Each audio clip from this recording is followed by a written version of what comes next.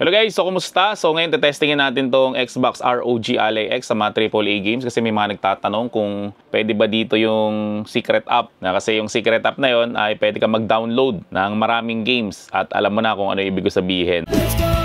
Let's go! Start! So kung gusto mo rin guys mag-avail ng secret app na yun, maka-download ka rin sa Steam na mga games. So ipa-flash ko guys sa screen yung FB page nila at doon ka na mag-message at wag ako guys yung kulitin mo. So yan, sinasabi ko sa inyo kung saan ba siya na-avail. So unahin natin i-test itong Ninja Gaiden 4. So latest to, no? Pero available na siya kaagad sa secret app. So ang settings ko dito 1920 by 1080p, naka-prioritize performance. Tapos ang graphic presets ko dito guys is naka-high. Dito naman guys sa ROG Xbox Ally X, ang settings ko naman dito is syempre naka-turbo siya. Okay, so ito yung frame counter natin, 58 frames. So kagabi ko pa to nilalaro eh. Grabe tong laro na to, sobrang mabilis. Talagang lahat dito ano eh, fast pace eh.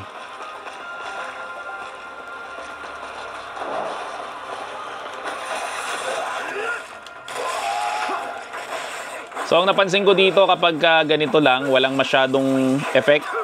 Maabot siya ng 50 to 60 frames, pero kapag may ulan tapos naka-high setting siya, umaabot siya ng mga 40 frames, ganun siya eh. Ganun yung nakikita ko sa kanya. Ayan o, di ba makita nyo? Lagi kasi umuulan sa game na to eh. Should be just up ahead. Make your way up to the roof.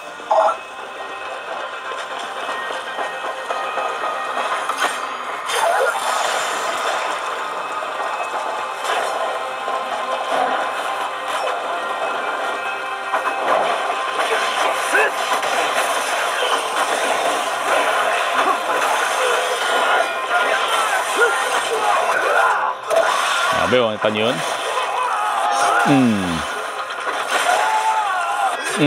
Dead.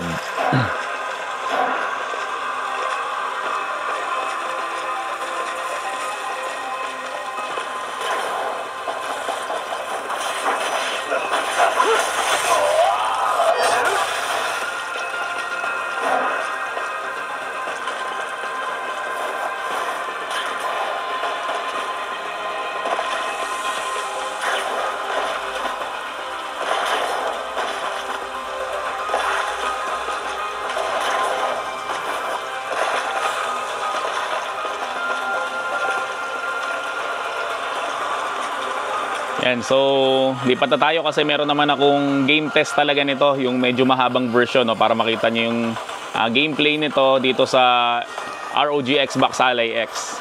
So i-close na natin to. So konting commercial lang para may pambili tayo ng next handheld na i-review. Meron kasi kaming 20,000 mahigit na collection ng mga retro games. So kung gusto mo guys mag-avail nito, so hanapin mo lang kami sa FB Gadget Syndrome. At sabihin mo lang na napanood mo tong video na to para ibigay sa iyo ng 199 pesos lang. So balik na tayo sa pinapanood mo. So next game naman tayo guys, yung mga dati na rin nating games natin i-testing, no, para makita nyo lang kung gaano kalakas tong ROG Xbox Ally X. So dito tayo sa Spider-Man 2. So again guys, galing lang rin to sa secret app. So usually ang mga Sony games gumagana dun eh. So pag pinapaandar nyo kayo sa secret app, dapat nasa desktop mode kayo, yung may start menu. Ito lang yung nakakalito dito eh, no? Kasi nasa baba na yung start nya, tapos nandito yung select or yung capture button nya. Tapos ito yung armory crate, ito yung library, tapos ito yung Xbox button. So settings muna tayo, then display and graphics. So sa display natin guys, yan 1920 by 1080p. So naka-frame generation tayo, FSR frame generation 3.1. Tapos dito naman tayo sa graphics guys, nakita nyo, very high. Yan o, very high siya guys. So game na tayo guys. Continue na natin to. So again, naka-turbo to, itong Xbox ROG Ally X. Marco! Oh man, sakit. What the? That Sandman? MJ wasn't kidding. We gotta help him before he hurts someone. Or himself. Aray ko. So nakuha natin guys na frames, 49, 51. Pero mamaya tataas pa yan.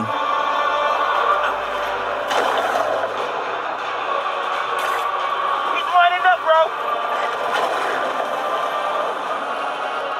Maybe he's hungry. Should toss the big guy a snack.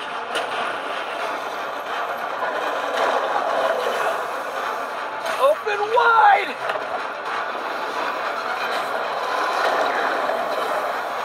Yan o, 53, 50. Keep him busy.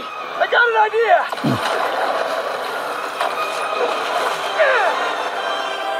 Oh, crap.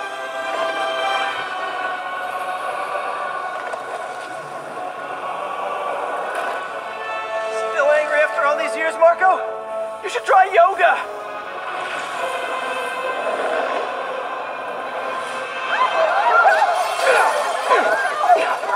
Must be more of a Pag Pilates. cinematic, 63, 69, 59. How was your idea? Never said it was a good one. It's supposed to be a normal day. Teach physics, have awkward conversations in the teacher's lounge. Use the stairs, everyone!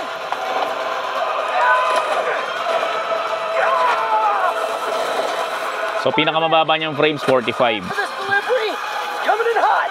I'm there.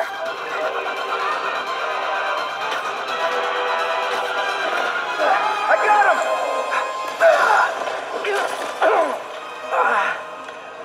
Mini Marcos? I wish I could do that.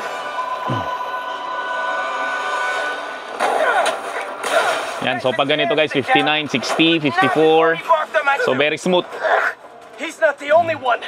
Sandman just puked out some new friends. What the? He can do that? Apparently. Need you now. Very high graphics to guys ha. Ito yung pinakamataas na graphics na pwede. Principal Grabe no, natupad na yung pangarap ko. I'll have to do the Na sana makalaro ng very high graphics. Tapos handheld lang siya. I just forgot.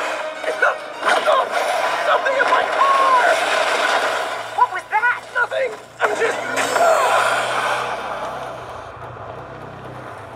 LB Spider Barrage.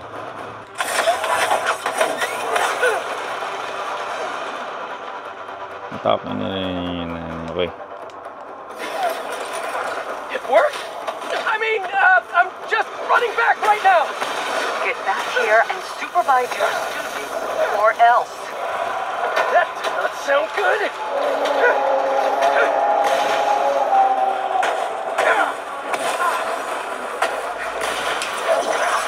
Almost there. How you holding up? Miles? Principal Evans called. Man, am I getting expelled? Hey, you're just cutting class.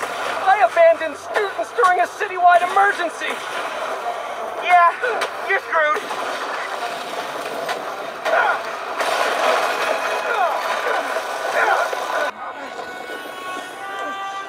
Sandman! I always hated that name. I know you're angry at me. This has nothing to do with you. Leave me alone! I want to help you. Yan, so yan yung performance siya guys. So i-close na natin to para makarami tayo ng matitesting. So ang next na game test natin ay request nung isa sa mga subscriber natin. No? So ito raw yung i-test natin itong Cyberpunk. So ang Cyberpunk guys gumagana dito kaso offline mode lang siya sa secret app. So pag lumabas yun guys, play nyo lang, wag nyo siya isa-sign in. So punta muna tayo guys syempre ng settings. So sa graphics tayo, naka-custom tayo guys. Pero try natin sa huwag naman ray tracing kasi sigurado yung mahihirapan yan. So try natin guys sa ultra settings. Hindi may nahirapan to sa ultra settings eh. Sa high settings lang tayo guys.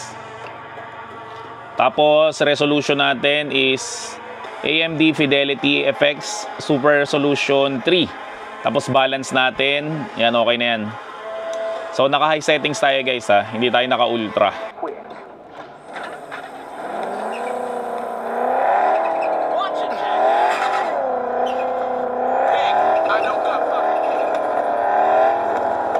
Yan, so kung naka high settings tayo guys, 39 frames, 40 frames. Grabe tong laro na to. Sabi nung anak ko dito, super realistic raw talaga to eh. Pupunta dito. Yan, so mag-drive na lang tayo.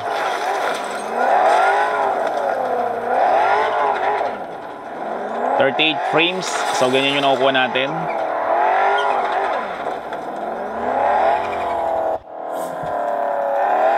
Yan, 40 frames. So subukan niya natin na baguhin pa natin siya.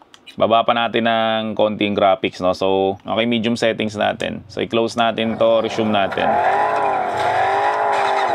Yan. So kapag ka naka-medium settings sa guys, 53, 50, 58, 48, 47. Yung nakukuha natin ng frame sa kanya dito sa Cyberpunk 2077. Ganda pa rin ang graphics, oh. Palitan nga natin. Lagay nga natin sa Steam Deck nga na settings. Yan. So naka Steam Deck settings tayo. Resume natin siya. Okay. So yung Steam Deck settings parang naka medium settings rin siya. Ito 50 frames, 49. Ayos to, ah.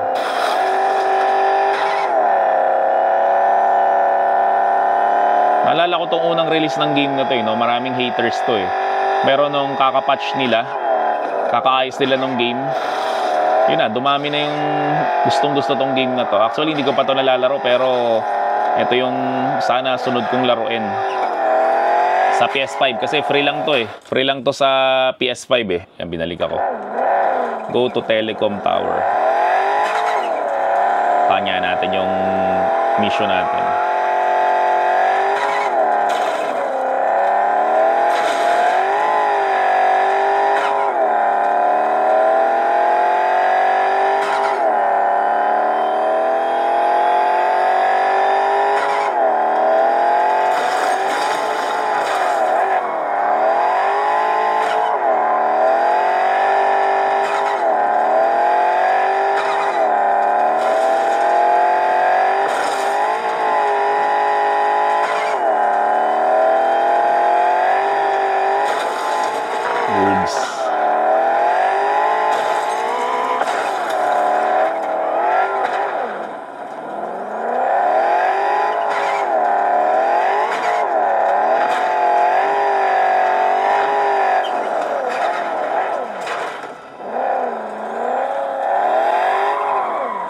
Ano ba yung story ng game na to?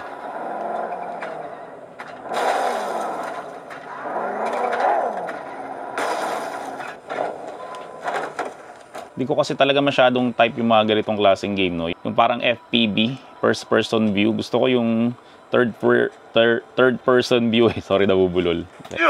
Sorry. Yan, so yan guys yung nakukuha natin na frames dito sa Cyberpunk. Yan, so nasa nagre-request nitong Cyberpunk na to. 46 frames. So parang ganun pa rin siya, no? So maganda dito ay ilagay nyo na lang siya sa high settings. Tapos siguro ito gawin natin tong ultra performance. Yan, so kung naka ultra performance siya, eto na, sobrang smooth na talaga nito. 53 frames. Yan, naka high setting siya guys.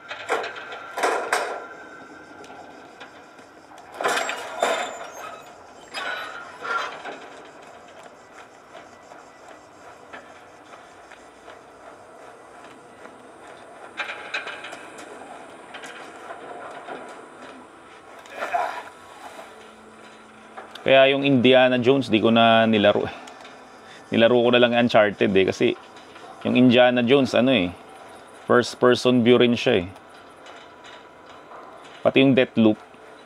Sana third person na lang, no? Ewan ko ba, mas trip ko yun eh.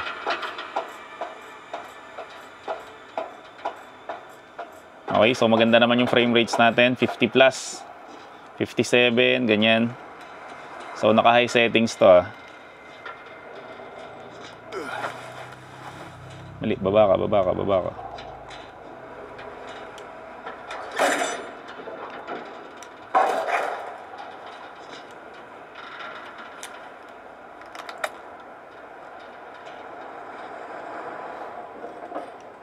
Hello?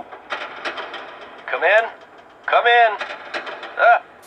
Okay, so yun yung testing natin ng Cyberpunk 2077. No? So wag natin masyadong pahabain para marami tayong matesting. So ang next naman natin na iti-testing ay syempre ito, ang walang kamatayang God of War Ragnarok. No, kasi marami pa rin naglalaro nito hanggang ngayon eh. So punta muna tayo ng settings, tapos graphics tayo and camera. So naka-frame gen tayo, 3.1. Tapos yung settings natin guys is naka-ultra or yung sagad na settings. Okay, so try na natin to, continue natin. Di pa rin tapos oh, yung shaders ko hanggang ngayon. Oh no! Freya, we're not your enemy! What?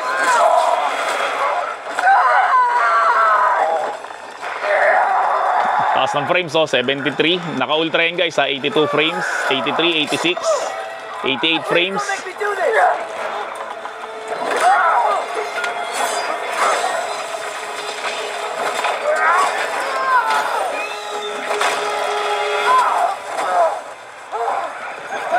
Tapos ko na to sa PS5 eh.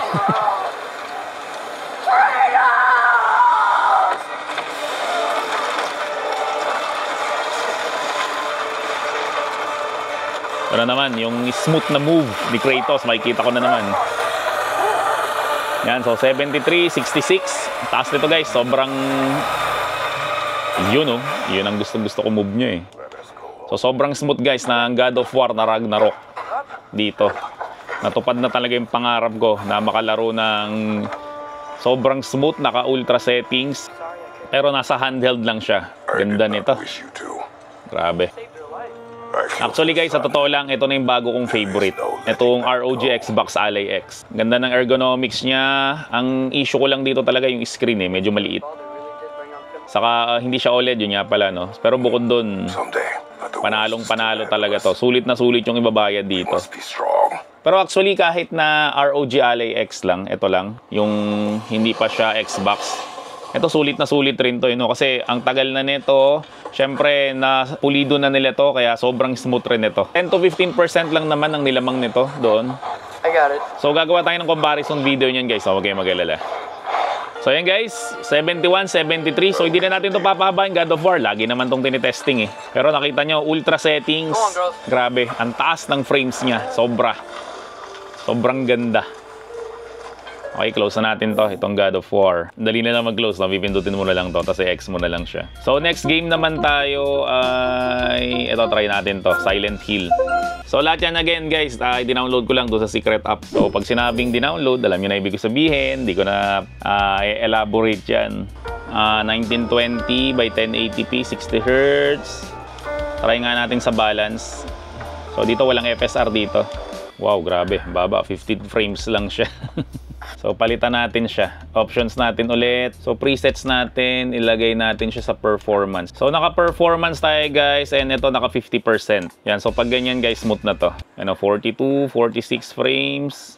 52, 55 yan. So maganda pa rin naman siya tingnan. Hindi pa ito nalalaro. Ang dami na naman backlog. Yung Little Nightmare nga, hindi ko na natuloy. Eh, sobrang tagal kong inihintay yun. Dami kasing okasyon na nangyari sa family ko eh. Kaya tumagal tuloy ng tumagal eh. Grabe no? Ang sarap kasi may pambili ka na ng mga handheld eh. Ang problema naman, wala ka namang oras. Hindi ka mukha ng bata no? Ang daming oras. Ang problema na wala namang pambili. Ay buhay. You can't have everything. Kaya usually ang naglalaro na lang talaga yung anak ko eh. Nagpipray rin no? Parang sa Ghost of Tsushima. Malayo na ako dito noong nakaraan eh. Kaso papalit kasi ako ng handheld eh. So yun lang isa sa mga issues sa secret app. Usually yung games mo hindi siya nagsisave pag papalit-palit ka ng handheld. Pero minsan naman nagsisave, no? So depende sa ano eh, depende rin sa game eh. So yun guys, so 60, sobrang smooth nito guys. Performance tas naka 50%. So yun rin guys ang kinagandahan ng ROG Xbox Ally X, no? Kasi maliit lang yung screen niya. So kahit na medyo babaan mo ay hindi siya mahalata. Kasi pag sa malaking screen to mahalata mo eh, yung mga pixel. Pero dito hindi mo siya masyadong mahalata, no? Kasi 7 inches nga lang yung screen nito. So may kinagandahan rin guys talaga yung 7 inches sa screen. Skip na natin yan. Ito yung nakaraan na cinematics na hindi ko napanood eh. Panoorin ko nga to. So pag cinematics siya guys, 30 FPS lang. Which is okay lang naman. Cinematics lang naman yan eh.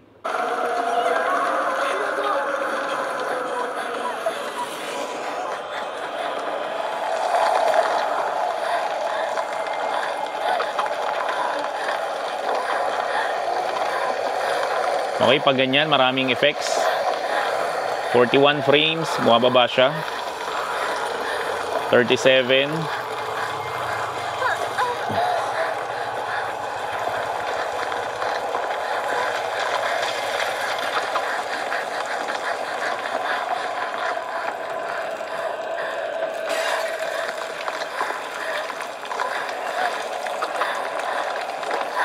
40 frames. 43. So medyo mas malakas dito yung MSI Claw 8AI.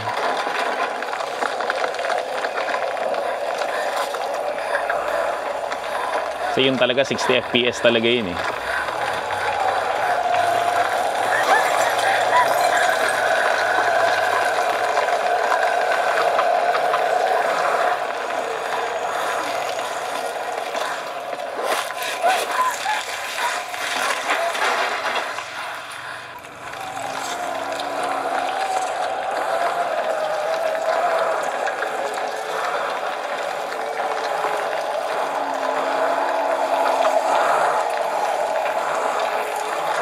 Ba?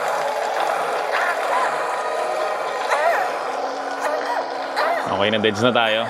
So, sa Silent Hill F guys, kapag maraming effects, 45 frames pataas. Pero kapag naglalakad-lakad ka lang, 60 frames naman siya. Okay, next test natin. Ito nga, try nga natin to, itong Little Nightmare 3. So dito ko guys makikita kung gaano yung kinalakas nito kaysa dun sa ROG Ally X. Kasi diba nung nakaraan, ito yung tinitesting ko dun sa ROG Ally X. So settings nga natin muna.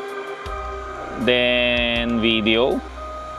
Okay, resolution natin 1920 by 1080p. Anti-aliasing quality. Sagad nga natin sa ultra.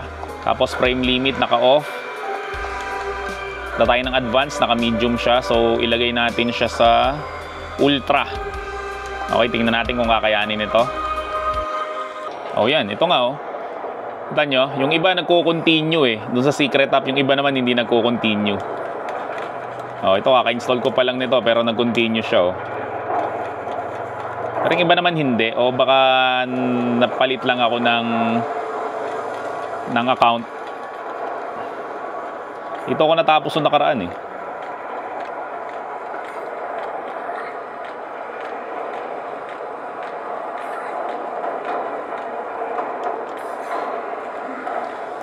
So pag nakaganito tayo, yung ultra settings, yan yung nakukuha natin, 43 frames. Pero sa akin guys, dito sa Little Nightmare, kahit yung 1 saka yung 2, mas gusto ko guys yung mababang frames kaysa sa 60 FPS. Ewan ko ba, may dagdag siyang scary factor eh kapag medyo slow motion.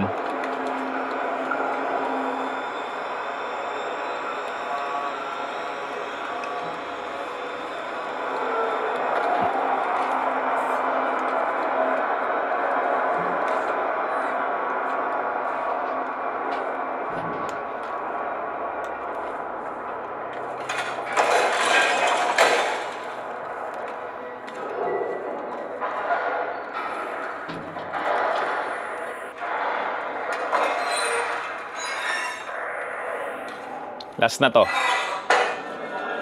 Pag nahuli pa rin ako dito, tigilan na natin tong video na to.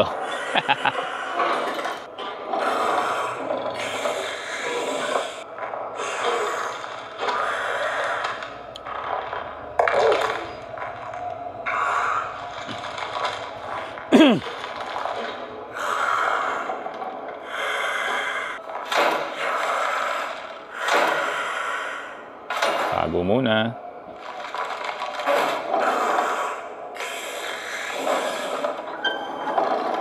Ang lalabas to eh. Yun, lumabas nga.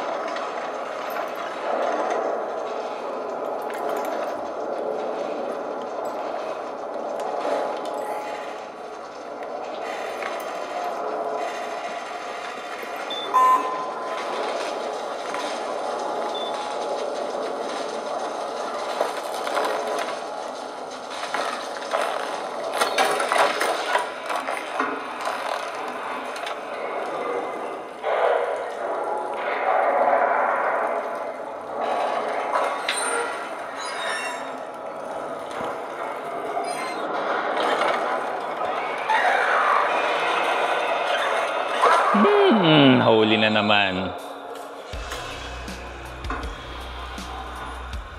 So guys, kapag ka Little Nightmare, naka-ultra setting siya, 45 frames. So, hindi siya umabot ng 60 frames, pero para sa akin nga guys, mas okay yan ganyan kasi sa mga horror na mga ganito, okay sa akin yung ganyan na frame rate. Okay, so yan lang muna guys yung iti-testing natin. Mga latest na game naman yan, ng mga AAA games. So, again, sa Secret App lang yan galing. So, sa mga gusto again mag-avail ng Secret App na yon, so, ipa-flash ko na lang sa screen yung FB page na kung saan ba siya ma-avail. And syempre, kung nagustuhan mo naman tong video na to, huwag mo na makakalimutan mag-subscribe dito sa channel ko. I-like mo na rin tong video na to at i-turn on mo na rin yung notification bell para like updated sa mga vlog ko about sa mga gadgets. So yun lang, maraming salamat ulit sa inyo lahat. Hanggang sa muli, paalam!